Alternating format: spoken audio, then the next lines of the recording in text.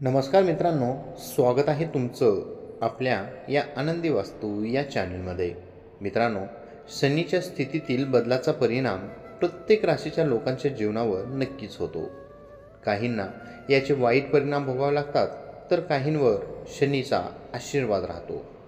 यातच आता फेब्रुवारीच्या शेवटी शनी अस्त होणार आहे आणि शनी कुंभ राशीत मावळेल. पण मीन राशीत शनीचा उदय होईल. अनेक राशीच्या लोकांना शनीच्या अस्तामुळे लाभ होईल, तर अनेक राशींना या काळात सावधगिरी बाळगण्याची शक्यता आहे.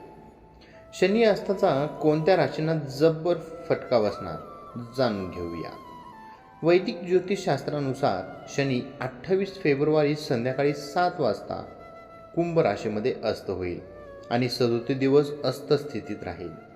यानंतर 6 एप्रिल 2025 रोजी शनीचा मीन राशीत उदय होईल.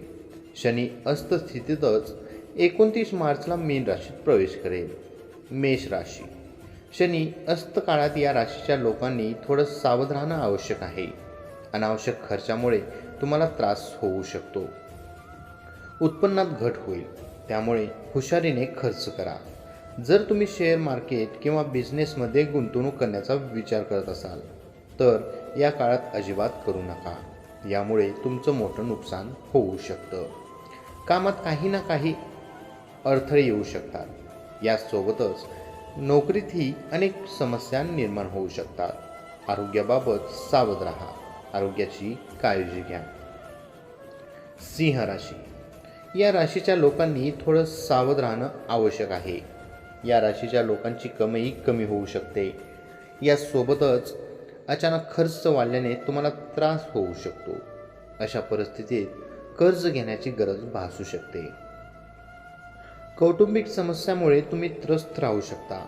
आयुष्यात काही चांगलं करत असताना काहीतरी वाईट घडू शकतं. म्हणून कोणतेही पाऊल उचलण्यापूर्वी काळजीपूर्वक विचार करा. यासोबतच वैवाहिक जीवनात काही गैरसमज निर्माण होऊ शकतात. त्यामुळे थोडं सावध राहा, कारण तुमचा अहंकार तुमचं नातं तोडू शकतो. मकर राशी. मकर राशीच्या लोकांना आर्थिक आणि मानसिक समस्यांना सामोरं जावं लागू शकतं. कुटुंबासोबत काही मुद्द्यांवरून वाद होऊ शकतात.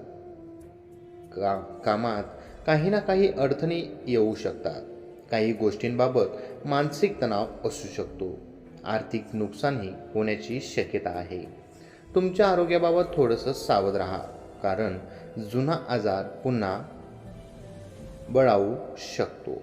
मित्रांनो, ही छोटीशी माहिती आवडली असेल तर आपल्या व्हिडिओला लाईक, कमेंट आणि आपल्या चॅनेलला सबस्क्राईब करायला विसरू नका.